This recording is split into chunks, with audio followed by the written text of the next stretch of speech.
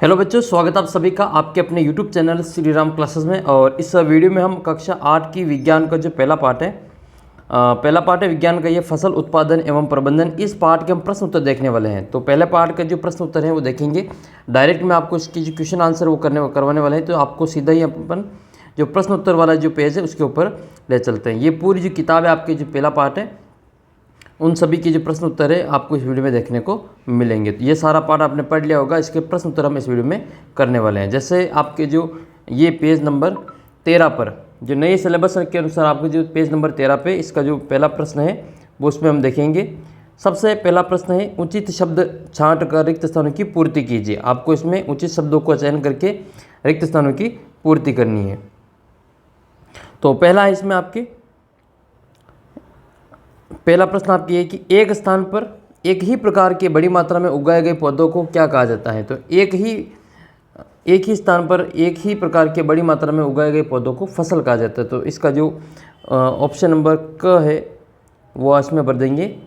इसका आंसर हो जाएगा आपके फसल। तो इसमें भरेंगे हम फसल। तो पहले में आप भरेंगे फसल कहा जाता है। दूसरा प्रश्न आपकी ये ख वाला, फसल उगाने से पहले प्रथम चरण की मिट्टी की क्या होती है? तैयारी होती है। तो यहाँ पे लिखेंगे हम मिट्टी की तैयारी। तो यहाँ लिख लेंगे हम तैयारी। दूसरे में आपके लिखेंगे तैयारी। तीसरा प्रश्न है आपके, क्षतिग्रस्त बीज जल की सतह पर क्या होंगे? तैरने लगेंगे। यहाँ पर लिखेंगे हम तैरने। तो तीसरे में भरेंगे हम तैरने। बीज जो होते हैं वो टूटे फूटे जो बीज होते हैं वो पानी की सतह पर तैरने लगते हैं। और अंतिम प्रश्न है पहले का ये, फसल उगाने के लिए पर्याप्त सूर्य का प्रकाश एवं मिट्टी से फसल उगाने के लिए पर्याप्त सूर्य का प्रकाश होना जरूरी एवं मिट्टी से क्या होना जरूरी है? पोषक। मिट्टी से एक तो पोषक पदार्थ, तो हम लिखेंगे इसमें पोषक पदार्थ एवं पोषक तत्व एवं जल आवश्यक। तो यहाँ लिखेंगे हम जल आवश्यक है। तो ये आपकी जो 4 प्रश्न थे पहले के वो हमने कर लिए। पहले में हमने भरा फसल, इसमें फसल कहा जाता है। दूसरे में हमने भरा तैयारी, और इसका जो तीसरा था उसमें तैरने लगेंगे, और चौथे में आपको पोषक और जल भरना है। ये वो आपका पहला प्रश्न। अब आपको जो दूसरा प्रश्न है वो देख लेना है। दूसरे प्रश्न में आपको कॉलम 1 को कॉलम 2 से मिलान करना है। कॉलम 1 को कॉलम 2 से मिलान करना है। इसमें आपको एक तरफ तो कॉलम 1 में कुछ खरीफ की फसल, रबी की फसल, रासायनिक उर्वरक, कार्बनिक खाद, इस प्रकार के नाम दे रखे। दूसरी तरफ उसको मिलान करना है। तो देखो, खरीफ की फसल कौन कौन सी होती है? खरीफ की फसल जो अभी के समय में बो रखी है, अभी का मतलब जो जुलाई महीने में बारिश के समय में जो बोई जाती हैं वो सभी खरीफ की फसल होती हैं। जो खोदते हम, जिस फसल को हम खोदते हैं उसको हम खरीफ की फसल कहते हैं। जैसे मक्का है, सोयाबीन है। तो मक्का और सोयाबीन के साथ में जो फसलें बोई जाती हैं, मूंगफली, जवार, बाजरा, ये सभी आपके खरीफ की फसल है। तो इसमें आपके आ जाएगा मक्का और धान, ये आपकी खरीफ की फसलें हो जाएगी। दूसरा है रबी की फसलें। रबी की फसलें सर्दी के मौसम में उगाई जाती हैं। जो गेहूँ, चना, मटर, ये आपके रबी की फसलें हो जाएगी। फिर आपके तीसरा है रासायनिक उर्वरक। तो रासायनिक उर्वरक कौन कौन से? रासायनिक उर्वरक में आपकी तो यूरिया आता है, और एक आपके सुपर फास्फेट, ये आपके रासायनिक उर्वरक है। केमिकल जो फर्टिलाइज़र होते हैं वो एक तो यूरिया है, और दूसरा है आपका सुपर फास्फेट। कार्बनिक खाद, तो कार्बनिक खाद में मवेशियों का जो चाहिए अपशिष्ट होता है, पशु का अपशिष्ट, गोबर, मूत्र एवं पादप अवशेष, इन सभी से कार्बनिक खाद बनाया जाता है। तो इसमें आप भर देंगे सी। तो फर्स्ट का ई हो जाएगा, दूसरे का डी हो जाएगा, और तीसरे का बी हो जाएगा, और चौथे का सी हो जाएगा। इस प्रकार से आपको ये मिलान कर देनी है। फिर आपका तीसरा प्रश्न है। तीसरे प्रश्न में आपसे पूछा गया है कि इनके आपको दो उदाहरण देने तीसरे प्रश्न में। एक तो खरीफ की फसल के 2 उदाहरण देने, और रबी की फसल के भी आपको 2 उदाहरण देने। तो देखो, खरीफ की फसल जो जुलाई के महीने में बोई जाती हैं वो खरीफ की फसल है। जैसे इसमें आप लिख सकते हैं, एक तो ये धान और मक्का, ये दोनों ऊपर नाम लिखे हुए। तो इसमें हम लिखेंगे धान एवं मक्का, ये आपके खरीफ की फसल के 2 उदाहरण हैं। इसके साथ ही आप लिख सकते हैं मूंगफली भी आपके ये खरीफ के टाइम में ही बोई जाती है, बारिश के समय में। और सोयाबीन, ये सभी आपकी खरीफ की फसलें हैं। रबी की फसलें में गेहूं है, चना है और मटर है, ये रबी की फसलें हैं। यहाँ लिखेंगे हम रबी की फसल में एक तो लिखेंगे गेहूं के साथ में सरसों, और मटर है, इसके साथ में चना है। ये जो सभी फसलें हैं वो आपके रबी की फसलें हैं। रबी की फसल जो बारिश के बाद में जो ऋतु आती है, शीत ऋतु, उस समय बोई जाती है सितंबर अक्टूबर महीने में, और मार्च अप्रैल महीने में काट ली जाती है। तो ये आपके अब जो खरीफ और रबी की फसलें हो जाएगी। फिर आपको ये जो चौथा प्रश्न है, चौथे प्रश्न में आपको निम्नलिखित शब्दों में एक एक पैराग्राफ लिखना है। आपको इनमें आपको क्या करना है, एक एक पैराग्राफ लिखना है। मिट्टी तैयार करना, तो इसके ऊपर आपको पूरा एक पैराग्राफ बनाना है। बुआई करना, बुआई और निराई करना और थ्रेसिंग करना, इन सभी के ऊपर आपको एक एक पैराग्राफ लिखना है। तो सबसे पहले आपको मिट्टी तैयार करना, इसके बारे में बताएंगे। मिट्टी तैयार करना, मिट्टी की तैयार करने का मतलब ये होता है कि यह जो फसल उगाने का प्रथम चरण होता है। मिट्टी तैयार करना फसल उगाने का प्रथम चरण होता है। और मिट्टी को पलटने और पोला बनाने से, मिट्टी को पलटने से, पोला बनाने से जो पौधे की जो जड़ें होती हैं वो गहराई तक जाती है और श्वसन कर सकती हैं। और पोली बनाई हुई मिट्टी केंचुओं और सूक्ष्म जीवों में वृद्धि की सहायता मिलती है। ये मिट्टी को और अधिक पोला करके ह्यूमस बनाते हैं। और इसके अलावा जो अतिरिक्त मिट्टी पलटने से पोषक पदार्थ ऊपर आ जाते हैं, जिससे कि अच्छी फसल उगाने में महत्वपूर्ण उपयोगी होती हैं। फिर दूसरा है आपका बुआई। बुआई क्या होती है, तो ये फसल उत्पादन का महत्वपूर्ण चरण होता है बुआई, जिसमें बीज को बोया जाता है और मिट्टी को तैयार करने के बाद में खेत में बीज बोए जाते हैं। उचित दूरी पर और गहराई पर खेत में बीज बोना बुआई कहलाता है। ये परिभाषा आपको याद कर लेनी है। उचित दूरी पर और गहराई पर खेत में बीज बोना बुआई कहलाता है। बुआई के लिए अच्छी गुणवत्ता वाले और साफ और स्वस्थ बीजों का होना ज़रूरी होता है, क्योंकि बीज अगर ख़राब होंगे तो फिर उगेंगे नहीं, उनसे फसल उत्पादन नहीं होगा। उचित बीजों को चुनने के बाद इन बीजों को उचित गहराई और उचित दूरी पर बोना चाहिए, ताकि जो प्रत्येक पौधे को पर्याप्त मात्रा में हवा, प्रकाश और खनिज और पानी आदि जो अच्छी प्रकार से मिल सके। वैसे बुआई के लिए जो विधियाँ काम में ली जाती हैं वो दो प्रकार की विधियाँ हैं।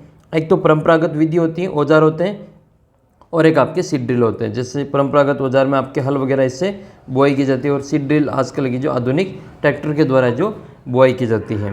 तो ये आपके दो प्रकार की विधियाँ काम में ली जाती हैं बुआई के लिए। फिर तीसरा जो पैराग्राफ लिखना आपको निराई के ऊपर। तो निराई क्या होती है, निराई का मतलब होता है खरपतवार को हटाना।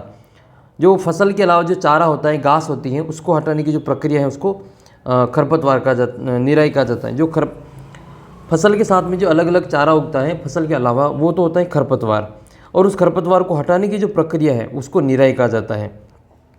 निराई नहीं करने पर खरपतवार जो होते हैं, जो अलग से फसल के साथ में जो चारा होता है, घास उगती हैं, वो जल, पोषक तत्व आदि ग्रहण करके फसल को जो वृद्धि होती है उसको प्रभावित करता है, उस फसल को नुकसान पहुंचाता है। तो खरपतवार को किस प्रकार से आप जो ख़त्म कर सकते हैं, समाप्त कर सकते हैं। तो फसल उगाने से पहले खेत को जोतने से धूप में जो खरपतवार होते हैं वो मर जाते हैं, यानी कि गर्मी के दिनों में खेत की जुताई कर दी जाती है, उससे जो खरपतवार नष्ट हो जाता है और मिट्टी में मिल जाता है।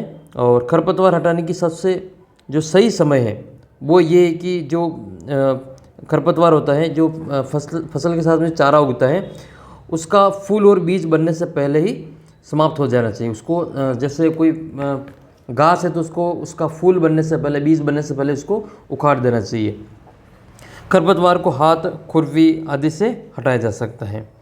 और आजकल तो खरपतवार हटाने के लिए आपने देखा होगा कि गांव में जो, और सभी खेतों में, लगभग जो अधिकतर खेतों में जो दवाइयाँ छिड़काव किया जाता है, जिससे कि जो फसल खड़ी रह जाती है और बाकी की जो घास है वो समाप्त हो जाती है। तो वो प्रक्रिया है वो आजकल जो काम में ली जाती हैं। चौथा है आपके थ्रेसिंग। देखो थ्रेसिंग में क्या होता है कि खेतों से काटी गई जो फसल है उसके बीज को भूसे से अलग करने का जो प्रक्रम है उसको थ्रेसिंग कहते हैं।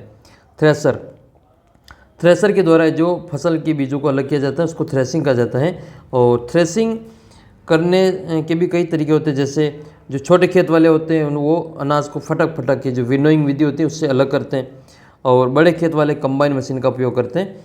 और आजकल जो कंबाइन विधि है वो बड़े खेत वाले विशेष तौर पर इसका उपयोग किया जा रहा है।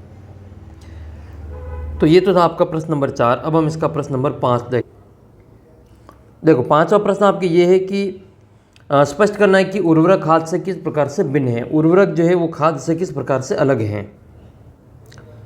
तो इसका उत्तर आप यहाँ पे लिखेंगे, आपकी सारणी है 1.1 वाली सारणी यहाँ पर आपको दे रखी है, उर्वरक और खाद वाली। तो ये वाला उत्तर आपको उसमें लिखना है 5वें प्रश्न में। एक तरफ आपको उर्वरक के डिब्बा बनाना है, एक तरफ खाद का, और दोनों की तुलना करके इनमें अंतर बताना है।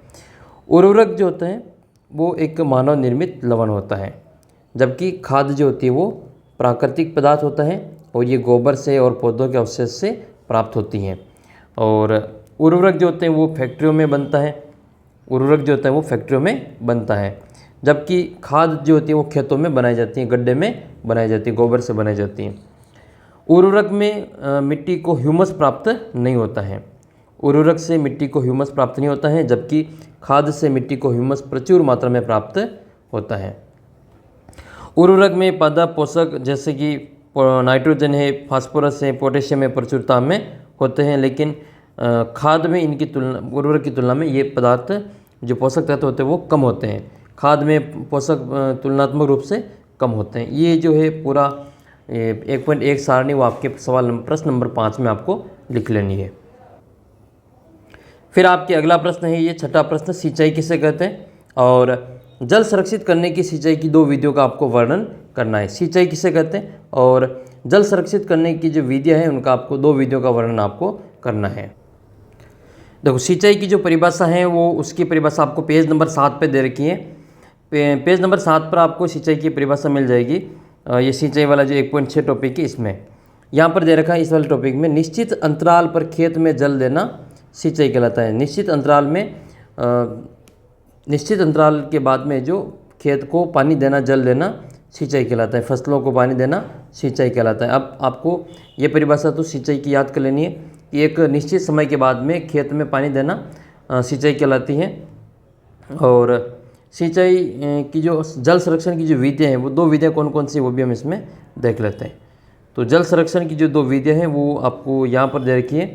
ये दे रखी है सिंचाई की आधुनिक विधियाँ। ये जो आधुनिक विधियाँ हैं वो दोनों ही जल संरक्षण की विधियाँ हैं और इसमें आपको जल की उपयोगिता को कम खर्च कर सकते हैं। इसमें एक तो है छिड़काव तंत्र, जो स्प्रिंकलर सिस्टम होता है, छिड़काव तंत्र, जिसको हम फव्वारा पद्धति कहते हैं। इसको हम फव्वारा पद्धति के नाम से भी जानते हैं। तो एक तो इसके बारे में आपको यहाँ से यहाँ तक लिखना है इसमें। तो ये वाला आपको इसमें लिख लेना है कि इस विधि का उपयोग, जो फव्वारा पद्धति है, इसका उपयोग असमतल भूमि के लिए किया जाता है जहाँ पर जो पानी कम मात्रा में उपलब्ध है।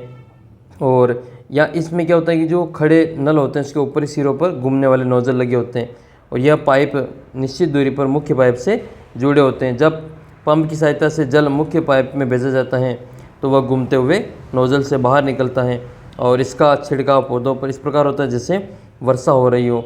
छिड़काव लौन, कॉफ़ी की खेती और अन्य फसलों के लिए अत्यधिक उपयोगी है। तो ये वाला जो भाग है आपको छिड़काव तंत्र में लिख लेना है, फव्वारा पद्धति में लिखना है और आप इसका जो चित्र सा है तो वो भी बना सकते हैं। फिर आपके दूसरा आता है ड्रिप सिस्टम, जिसको बूंद बूंद पद्धति भी कहा जाता है। ड्रिप सिस्टम और ये बूंद बूंद पद्धति होती है। इस विधि में जल बूंद बूंद करके सीधे पौधों की जड़ों में गिरता है, अतः इसको ड्रिप तंत्र भी कहते हैं। फलदार पौधों, बगीचों और वृक्षों को पानी देने में यह सर्वोत्तम तरीका है। इससे पौधों को बूंद बूंद करके जल प्राप्त होता है। इस विधि में जल बिल्कुल भी व्यर्थ नहीं होता है और यह जल की कमी वाले क्षेत्रों के लिए बहुत ही एक वरदान के रूप में काम करता है। और ये ड्रिप सिस्टम का आपको जो इसका चित्र बनाना चाहे तो भी बना सकते हैं। पेज नंबर 9 पर आपको जो ये दे रखा है। अगला प्रश्न ये है 7वां आपके, यदि गेहूं को खरीफ की फसल में उगाया जाए तो क्या होगा। गेहूं को अगर आप खरीफ की फसल में उगाएंगे यानी कि बारिश की ऋतु में अगर आप उगा देते गेहूं को तो क्या होगा, इसके ऊपर आपको लेख लिखना है, चर्चा करना। देखो अगर गेहूं को खरीफ की ऋतु में या खरीफ की फसल के रूप में उगाया जाएगा तो क्या होगा, इसके रूप में आप लिखेंगे कि गेहूँ एक रबी की फसल है। गेहूँ आपको पता होगा गेहूँ एक रबी की फसल है और इसको शीत ऋतु में ही उगाया जाता है। खरीफ ऋतु जून से सितंबर महीने तक होती है और इस समय काफ़ी वर्षा अधिक मात्रा में होती है, इसलिए इसे वर्षा ऋतु कहते हैं। यदि इस समय यानी कि वर्षा ऋतु में गेहूं को उगाया जाएगा तो गेहूं के पौधे अधिक मात्रा में पानी मिलने की वजह से जो सड़ कर खराब हो जाएंगे। यानी कि गेहूं जो होते हैं वो कम पानी के साथ में, यानी कि कम पानी वाले ऋतु में होता है, इसलिए अगर आप उसको बारिश की ऋतु में बोएंगे तो उसके जो पौधे होंगे वो अधिक पानी मिलने की वजह से सड़कर बिल्कुल ख़राब हो जाएगा और फसल बर्बाद हो जाएगा और गेहूं की फसल खरीफ की ऋतु में नहीं हो पाएगी। इस प्रकार से आपको इसका उत्तर लिख लेना है। अगला जो प्रश्न है आपका ये प्रश्न संख्या 8, खेत में लगातार फसल उगाने पर मिट्टी में क्या प्रभाव पड़ता है, व्याख्या कीजिए। तो लगातार अगर आप खेत में एक ही फसल उगाएंगे तो उससे मिट्टी पर क्या प्रभाव पड़ेगा। तो खेत में लगातार फसल उगाने से मिट्टी पर क्या प्रभाव पड़ता है, इसके बारे में हम लिखेंगे कि खेत में लगातार फसल उगाने से मिट्टी में कुछ जो पोषक तत्व हैं उनकी कमी हो जाती है, पोषक तत्वों की कमी हो जाती है, जिससे कि उर्वरता में भी कमी हो जाती है। और यही कारण है कि खेत में लगातार फसल नहीं उगानी चाहिए, खेत को कुछ समय के लिए पड़े छोड़ देना चाहिए। एक अन्य तरीका फसल चक्रण है। इसमें किसान एक फसल के बाद दूसरी किस्म की फसल उगाता है, जिससे कि मिट्टी में नाइट्रोजन का जो पुनर्भरण होता रहता है। यानी कि आप लगातार एक ही फसल को बोते रहेंगे तो उससे मिट्टी की जो उर्वरता क्षमता होती है, उर्वरता वो कम हो जाती है। और उसको दूर करने के लिए, मिट्टी की उर्वरता को बढ़ाने के लिए आप फसल चक्रण अपना सकते हैं। यानी कि किसान फसल चक्रण को अपनाता है, यानी कि एक फसल के बाद में कोई दूसरी फसल बोता है तो उससे जो मिट्टी में नाइट्रोजन की जो मात्रा है वो पुनर्भरण उसका होता रहता है। जैसे एक समय में गेहूं बोया तो दूसरे समय में वापस से जो सरसों बो दी, इस प्रकार से फसल का चक्रण होता रहता है। तो उससे मिट्टी में जो नाइट्रोजन की जो मात्रा होती है उसका पुनर्भरण होता रहता है। अगला प्रश्न आपका है, देखो प्रश्न संख्या 9 है, खरपतवार क्या है और उसका नियंत्रण हम कैसे कर सकते हैं। खरपतवार, जैसे कि अभी थोड़ी देर पहले हमने चर्चा की थी कि फसल के साथ में जो अनावश्यक घास उग जाती है, घास चारा उग जाता है, उसको खरपतवार कहते हैं। और खरपतवार को हटाने की जो विधि है वो एक तो ये विधि है कि आप फसल उगाने से पहले खेत को अच्छी प्रकार से जोत सकते हैं, जिससे कि वो खरपतवार होता है वो मर जाता है। दूसरा तरीका ये कि जो खरपतवार होता है वो उसकी पुष्पन अवस्था में, यानी कि उसके फूल आने की अवस्था में उसको उखाड़ देना चाहिए, ताकि उसके बीज नहीं बने और दूसरे समय में वो नहीं उग पाए। तीसरा तरीका है कि रासायनिक जो दवाएं, केमिकल दवाइयाँ होती हैं, उसका उपयोग करके खरपतवार को नष्ट किया जा सकता है। तो हाथ से उखाड़ कर भी इसको नष्ट किया जा सकता है। तो खरपतवार होता क्या है, खरपतवार फसल के साथ में कई अवांछित पौधे उग जाते हैं और इन पौधों को खरपतवार कहते हैं। इनकी निराई के द्वारा इसको हटाया जाता है और ये फसल में वृद्धि को प्रभाव डालते हैं, वृद्धि को रोक देते हैं। पशुओं एवं मनुष्यों के लिए विषैले हो सकते हैं। इनकी नियंत्रण के कई तरीके हैं। जैसे पहला तरीका जो है कि खेत को जोतकर, फसल उगाने से पहले खेत को जोतकर खरपतवार पौधों को सूखा दिया जाता है, जिससे वो मर जाते हैं। दूसरा ये है कि फूल और बीज बनने से पहले हाथ से, खुरपी से पौधों को उखाड़कर खरपतवार को नष्ट किया जा सकता है। तीसरा तरीका ये है कि खरपतवारनाशी जो रसायन होते हैं उनका उपयोग करके भी आप खरपतवार को समाप्त कर सकते हैं। खरपतवारनाशी रसायनों का उपयोग करके खरपतवार पौधों को नष्ट किया जा सकता है। फिर आपके 10वां प्रश्न ये कि बॉक्स में सही क्रम में लगाइए कि गन्ने की फसल उगाने का रेखांकित चित्र तैयार हो जाए। एक फसल की जो क्रम होता है उगने का, वो आपको उसमें बताना है। तो सबसे पहले क्या किया जाता है, सबसे पहले मिट्टी तैयार की जाती है। तो सबसे पहले आएगा आपके मिट्टी तैयार करना। तो सबसे 1 नंबर पे आएगा आपके मिट्टी तैयार करना। तो सबसे पहले आएगा आपके 5 नंबर। फिर उसके बाद में खेत की जुताई की जाती है। मिट्टी तैयार करने के बाद में खेत की जुताई की जाती है। तो दूसरे नंबर पर लिखेंगे हम खेत की जुताई। और उसके बाद में फिर बुआई की जाती है। तो बुआई आएगा आपके, ये चौथे नंबर का बुआई आ जाएगा। फिर बुआई के बाद में सिंचाई की जाती है। तो बुआई के बाद में आ जाएगा आपका सिंचाई। और सिंचाई के बाद में फिर जो फसल पक जाती है, तो फिर जब बुआई के बाद में खाद दिया जाता है, तो हम लिखेंगे यहाँ पे बुआई के बाद में खाद देना। तो सबसे पहले मिट्टी तैयार करना, फिर उसके बाद में खेत की जुताई करना, फिर उसके बाद में बुआई करना और बुआई के बाद में खाद देना, बुआई के बाद में सिंचाई और खाद हो जाएगा। तो सिंचाई देना और उसके बाद में खाद देना। और खाद के बाद में जो फिर है वो खाद देने के बाद में फिर फसल तैयार हो जाती है, इससे फिर फसल की कटाई करना। तो ये हो जाएगा आपका फसल की कटाई। और फसल कटाई के बाद में फसल को चीनी मिल में बेचना। इस प्रकार का क्रम आपको इसमें लिख लेना है। फिर आपका 11वां प्रश्न आता है, जिसमें आपको ऊपर नीचे दाएं बाएं करके वो पूरा बताना है।